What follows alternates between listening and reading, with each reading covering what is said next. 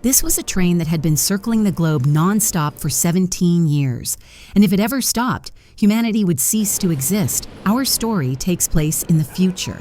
17 years ago, scientists attempted to stop global warming by releasing an artificial cooling agent into the atmosphere, something called CW7. The plan was to stabilize Earth's temperature, but it backfired. The compound overcorrected, freezing the planet and plunging it into a second ice age. In the chaos that followed, almost every living thing on Earth died. Almost. A handful of humans survived, those lucky or maybe unlucky enough to board a special train. This train, built by Wilford Industries before the world froze over, ran on tracks that wrapped around the entire planet, about 272,000 miles in total, crossing every continent. It was a marvel of engineering, immune to both heat and cold, powered by a self-sustaining engine that never needed to stop. The train completed a full lap around the world every year. Originally, this train was built for the elite. The wealthy lived in luxury at the front, having bought their way onto the train. First-class passengers enjoyed every imaginable comfort. But further back, crammed into the rear, were those who had fought their way aboard to escape the cold. They were the poor and working class, confined to the tail section, a grim prison-like place with barely enough room to sleep and just one food ration a day, a protein bar made of something that would be discovered later. For 17 long years, the people in the tail section had lived in that suffocating misery. They'd tried to revolt more than once, but every uprising had been crushed by the train's heavily armed guards. These guards enforced the strict hierarchy, making sure the tail stayed right where it was. But now, one man, Curtis, was planning something new.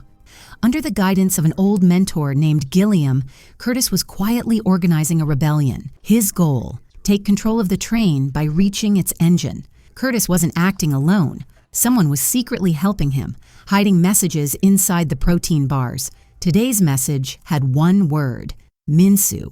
Curtis knew that name. Minsu was the engineer who designed the train security system. But he was being held 3 cars ahead, locked in a prison compartment. Curtis and his small group had a plan. Every morning, guards came through the next 3 compartments to hand out the protein bars.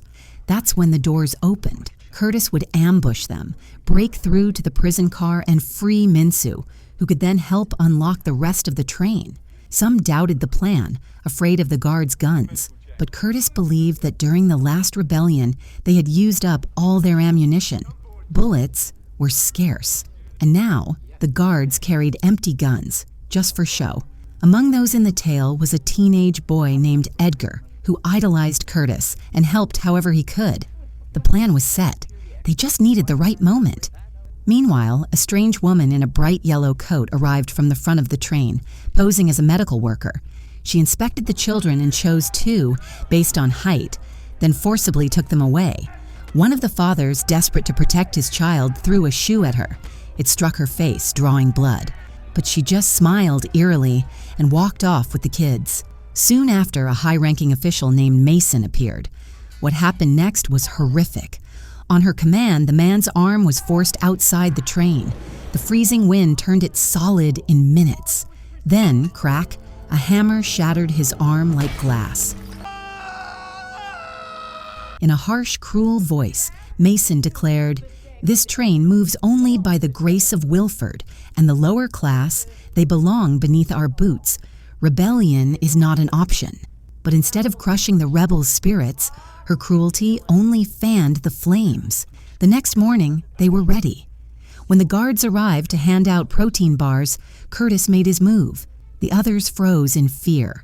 But Curtis walked straight up to one of the guards, grabbed his gun, pressed it to his forehead, and pulled the trigger. Click! It was empty. The tail section erupted with hope. Curtis and his crew attacked. They jammed steel pipes into the doors to keep them open and surged forward. This wasn't just about survival anymore. It was about freedom. They fought their way through to the prison section, where inmates were locked inside metal drawers. Edgar used a stolen key to open Minsu's drawer. Minsu stumbled out, frail, twitchy, and addicted to a drug called chronoli, made from industrial waste. It doubled as a powerful explosive, but for addicts like Minsu, it was a fix. Curtis struck a deal. 1 pill of chronole for every door Minsu opened. Then Minsu unlocked the drawer next to his. Inside was his daughter, Yona. He looked Curtis in the eye. 2 pills. 1 for me, 1 for her. She comes with us. Curtis agreed. With Minsu's help, they pushed forward. When they reached the 3rd compartment, Yona suddenly stiffened. There's someone inside, hanging. They opened the door. Sure enough, a man hung upside down, repairing a machine. It was the food production car. This was where the protein bars came from. The man inside, once a tail passenger himself, had been spared because of his skills in food prep. Now he ran the machines that churned out their only sustenance. Curtis peeked into the machinery, and what he saw turned his stomach. The bars were made from ground-up bugs. He said nothing. Best not to tell the others. Then Curtis noticed the familiar message capsules. He demanded to know who was sending them. The chef replied, "I don't know. They just show up. I stuffed them in the bars." Curtis opened the capsule. It had 1 word, water. Gilliam read it and said, "Maybe our ally wants us to seize the water supply car." The chef pointed down the train. "It's just ahead. That's where all the water gets filtered and recycled." Gilliam added gravely, "If we control the water, we control the train. We could force a negotiation without even reaching the engine." Morale soared. They pushed ahead. When Minsu began unlocking the water car, Curtis turned to Yona. "How do you know what's behind each door?" Suddenly, Yona panicked. "Stop! Don't open it!" But it was too late. The door slid open, and inside stood a phalanx of guards, lined up with glinting axes. Everyone froze. Curtis, undeterred, stepped forward. His courage was contagious. The battle erupted, steel on steel carnage. Hammers and axes clashed. It was primal, furious, deadly. Then an announcement over the loudspeaker. "We are now crossing the Yekaterina Bridge." The fight paused. The guards began a countdown. 5, 4, 3. As the train rolled onto the massive bridge, everyone shouted, "Happy New Year!" Every year, exactly at this point, the train passed over the Yekaterina Bridge. It marked a new year and reminded passengers how long they'd been trapped inside. The bridge groaned under the weight of fresh ice, but the mighty train plowed through like it always did. Outside, Minsu showed Yona the frozen world. They made it across. The fight resumed. Then Mason appeared. "Ungrateful animals. Wilford gave you food, shelter, and this is how you repay him? For this betrayal, 74% of you will be executed." Curtis hurled an axe at her. A guard deflected it. Mason snapped. "Now you all die!" The guards pulled on night vision goggles. The train plunged into a dark tunnel. Curtis and his allies were blind. The guards, perfectly prepared, attacked with precision. Panic erupted. Blood spilled. Curtis shouted into the chaos, "Send word back! We need torches!" A wounded man ran. Soon firelight spread through the car. The rebels lit makeshift torches. In the flickering light, they fought back, raging, desperate, unyielding. This was no longer a rebellion. This was war. As soon as Mason sensed the danger, she tried to run. But just then, Curtis threw a knife with deadly precision, hitting her right in the leg. Mason screamed in pain and fell to the floor, but she didn't give up. Crawling, she reached toward the switch to close the door to the next train car. Curtis lunged at her, but suddenly a panicked voice called out from behind, "Curtis, help!" He turned to see a guard holding a knife to Edgar's throat. For a split second, doubt flickered in Curtis's eyes, but then he remembered his mission. Instead of saving Edgar, Curtis charged back and captured Mason. Fear flashed in Mason's eyes. To save herself, she ordered her guards to stand down. In moments, Curtis's men had taken all the guards hostage. They had full control of the water section. Curtis's voice was cold and threatening. "Call your boss, Wilford. If you don't, you won't just die. We'll shut off your water supply, too." Mason chuckled softly. "You're dead wrong. The water doesn't come from here. The train pulls ice from the front and turns it into water, like an elephant using its trunk to drink. No matter what you do, Wilford won't come here. But if you spare me, I'll take you to the engine, where Wilford's at." Curtis thought for a moment, then nodded. "All right." He looked at Gilliam. "She's with us now, so moving forward will be easier. You and the others hold this section. I'll take a few guys ahead, secure the engine, and then radio you. After that, bring everyone through." Gilliam nodded grimly. "Fine, but remember, When you get Wilford, cut out his tongue. Don't let him say a word." With that, Curtis, Mason, and a few men moved forward. The train's atmosphere shifted. It was the luxury section. While people in the tail ate bugs to survive, here there were fresh fruits, vegetables, and meat. They passed a huge fish tank filled with colorful fish, a symbol of wealth and excess. Ahead was a strange school car. A pregnant teacher was instructing little kids. The vibe was totally different. Kids laughing and playing, walls covered with photos of Wilford. The teacher smiled brightly. When Wilford was a kid, he played with toy trains. As an adult, he started Wilford Industries and built this endless train engine. She pointed to a TV. Before the Ice Age, people rejected Wilford's invention. But now, this train is humanity's last hope. Remember, kids, this train can never stop. If the engine freezes, we all die. The kids nodded eagerly. It was lunchtime when a man wheeled in a cart full of eggs. Curtis gritted his teeth, disgusted by this fake luxury. This train was built for the wealthy, and it had to end. The man handed a basket of eggs to the teacher, then gave one to Curtis. As he moved to hand out eggs to the others, Curtis noticed something odd beneath the shell of his egg. Curious, he cracked it open, and inside was a tiny capsule. With shaking hands, he opened the capsule and read a single word: blood. Before he could react, the Eggman pulled a gun hidden in his cart and opened fire on Curtis's group. At the same time, the teacher grabbed a gun from the basket and shot one of Curtis's men. The whole car erupted into a blood-soaked battlefield. In the chaos, one of Curtis's men threw a knife that hit the teacher in the neck. She collapsed, writhing in pain, but the gun was snatched by another attacker. Before they could fire, Curtis took them down. At the rear, things were even worse. The Eggman flipped his cart, revealing a cache of weapons. He freed the captured guards, who began brutally slaughtering Curtis's men. On the TV in Curtis's car, CCTV footage showed the guard's leader killing Gilliam.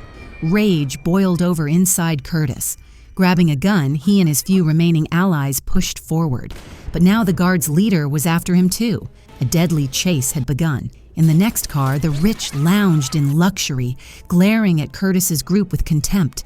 Curtis didn't care. Pressing forward, they reached an extravagant spa car. Suddenly, the guard's leader burst in, firing wildly. Within moments, Curtis's group was wiped out. Only he, Minsu, and Yona survived. They ran through the cars and came to a group of drugged-out rich folks. Minsu and Yona grabbed as many drugs as they could and stole warm clothes, because surviving the cold was just as important. Finally, they reached the train's heart, the engine room. Waiting there was the mysterious master of the train, Wilford. As soon as they arrived, Yona, heavily drunk, collapsed unconscious. Meanwhile, Curtis, burning with anger, pounded relentlessly on the door, begging Minsu to open it fast. But Minsu somehow calmed him and asked in a serious tone, "Why are you so desperate to get to Wilford?" Curtis took a deep breath and replied wearily, "You don't know what I've been through. You've never survived the hell of the tail section. 18 years ago, when thousands of us boarded this train trying to save our lives, Wilford gave us shelter. But the next day, that ruthless man sent his guards to take our leftover food and water, locking us up like animals in the back cars. A few days later, when hunger got unbearable, we started eating the weak to survive. You don't know this, but I hate myself, because I was one of those who ate human flesh just to stay alive. There was a mother who hid her kid from us, but in desperation I killed her and took her baby. I was going to eat that child too. But then an old man came over. He asked me for a knife. We thought he'd sacrifice the baby himself, but instead, he cut off his own hand and laid it down in front of us, saying, "If you're hungry, eat this, but leave this innocent child alone." Hearing that, everyone dropped their weapons. That old man was Gilliam, and the child we almost ate was Edgar. I killed his mother. I've carried that sin with me ever since. Tears welled up in Curtis's eyes, but he pressed on. After starving us nearly a month, Wilford finally sent us protein bars made from insects. We've been eating that disgusting stuff for 18 years. Hatred for Wilford burns in my veins, and now I have a chance to settle the score. So please open the door. But Minsu stayed calm. Curtis, I want to open a door. Not to Wilford's cabin, but to the outside world. I want to break free from this prison. Curtis was stunned. You want to freeze to death out there in the cold? Minsu said confidently, "Have you ever looked closely at the Yekaterina Bridge? I've been watching it for 18 years. There's a crashed plane buried in the snow beneath it. Every year, more of the tail section becomes visible. This year, more than half is exposed. That means the climate's changing. The snow is melting. The cold outside isn't as deadly anymore. If we bundle up, we can survive out there." Curtis thought Minsu had lost it. Then Minsu pulled out some pills, not just sedatives, but explosives, and made a bomb to blow the train door open. There was just one problem. They had only one match left, held by Curtis. Minsu asked for it, but Curtis refused. Suddenly, a woman stepped out of Wilford's cabin and without warning shot Minsu. It was the same woman who had taken 2 kids from the tail section at the start of the journey. In a cold voice, she said, "Curtis, our great Wilford is very pleased to see you. He invites you to dinner." She dragged Curtis inside and shut the door. Inside the cabin, Wilford was calmly preparing a meal as if nothing was wrong. Smiling, he looked at Curtis. "How are you, my boy? You're the first from the tail section to make it here. I'm impressed." Curtis's face burned with rage. "What right do you have? Who gave you and your elite the power to toy with our lives? You live in luxury while treating us worse than animals." Wilford chuckled. "Look, everyone on this train has a set place. The truth is, we're all prisoners here. With limited resources, equal rights are impossible. There has to be balance. Food, water, population, that means hard choices." He paused, then asked, "Do you want to know how we control the population?" Curtis said nothing, but his eyes begged for answers. Wilford continued, "Just as your people prepare to rebel, we prepare ours to fight back. Your groups clash, blood is spilled, population decreases. So far, this plan, between Gilliam and me, has worked perfectly." Curtis was stunned. "Gilliam? And your plan?" Wilford smiled. "Haven't you realized? Gilliam and I were partners. This was our game. The messages you got were from me. Whenever population grew, I'd signal Gilliam. He'd spark rebellion in the tail section. I'd ready my people for war. Then battle would erupt. People die, and the train's balance stays." Curtis clenched his fists. His faith shattered. Wilford went on. "Gilliam's job was to keep tail section folks from reaching the front. He did his duty, but your courage broke the rule this time. Because of you, the front took heavy losses, and Gilliam paid with his life. Now someone else must take his place." Curtis sank into despair. Wilford looked at him. "I'm getting old. This train needs a successor. Gilliam told me about you. You're smart, brave, and I've seen proof. I want you to take over and run this train." Curtis was torn. Meanwhile, drunken elite passengers attacked Minsu and Yona. Minsu fought them off while Yona tried to open Wilford's cabin door to get the match from Curtis and light the bomb. She finally opened it. A woman came out with a gun, but Yona was ready. She shot her immediately. Yona rushed to Curtis for the match, but Wilford's words had already changed him. He decided to accept responsibility and pushed Yona away. At that moment, Yona noticed something odd on the floor. She knelt and pried up a tile with a spoon. When it came loose, she and Curtis were shocked. Beneath, a child was working like a machine. It was the same child the woman had taken at the start of the journey. Wilford smiled. "Surprised? To keep this train running, its parts need replacing, but we can't make new ones. Fortunately, the tail section keeps producing children. Only these little ones can fit into the tight spaces. So we need them."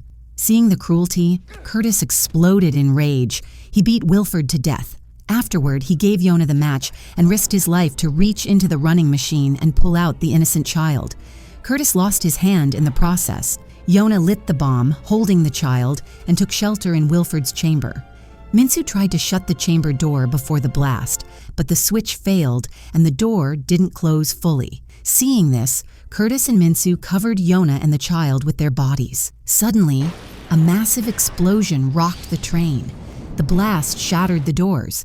Though the engine stayed intact and the train kept moving full speed, it soon passed through an icy mountain. The blast caused cracks. In moments, huge chunks of ice crashed into the train, derailing it. The front section crashed into a tunnel. The rear plunged into a ravine. Everyone aboard died, but fate spared Yona and the little boy. Thanks to Curtis and Minsu's bravery, they survived. Wrapped in warm clothes, they stepped outside the wreckage. That's when Yona saw a giant polar bear. Proof Minsu was right. The world wasn't frozen anymore. Life was coming back. Yona took the child's hand and walked forward, searching for a new home, and with that, the story ended.